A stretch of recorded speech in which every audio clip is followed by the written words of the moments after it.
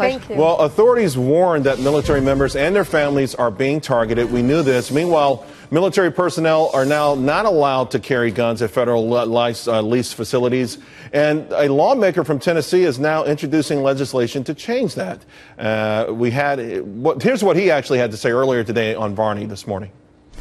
I think it's clear that it's time to repeal the directive from February of '92 that prohibited military personnel from carrying firearms. And we live in a completely different world than we did 20 years ago in terms of terrorism and the threat here on our soil.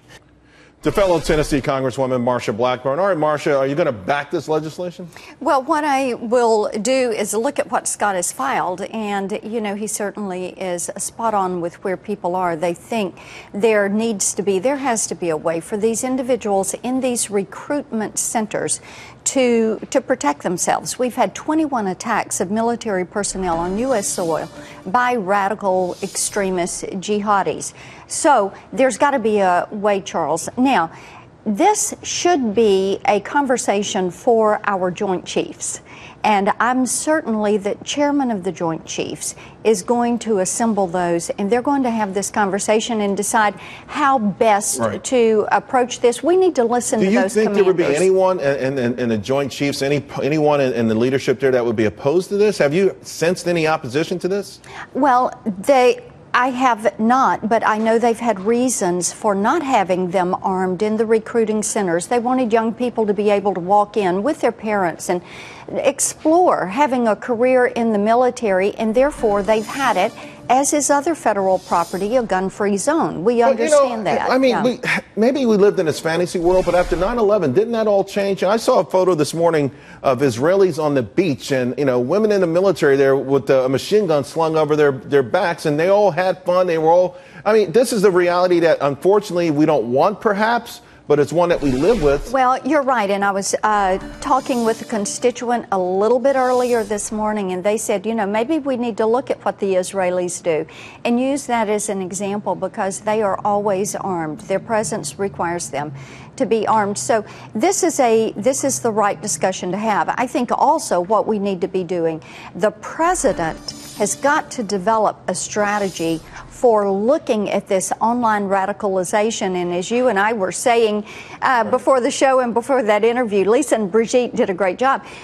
We've got to lose the term lone wolf, because they are connected in the virtual space. And these sites that enhance radicalization, there's got to be a way of dealing with this 21st century warfare. How about going another step and just doing more to eradicate ISIS? How about we go and, you know, I mean, and then, of course, foreign policy. I want to get your opinion real quick on what's happening in Iran.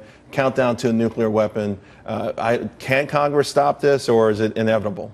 I think there are some things that Congress has to do. There is bipartisan opposition, as you're well aware, to the nuclear deal that the president has constructed, and tremendous concern about the way it may set a timetable for Iran to work its way toward a nuclear deal. So, yes, there are some things we can do. You're going to see us take some steps, probably week after next, and then again in September. And, of course, we'd all like to know, Tennessee, the volunteer state, everyone sort of gathered together. How's the state feeling? How are people? Tremendous amount of sorrow, and our hearts go out to the community of Chattanooga and the state at large. The mayor and the governor have done a tremendous job, and citizens are comforting one another and those that are affiliated with the services that were impacted. Yeah.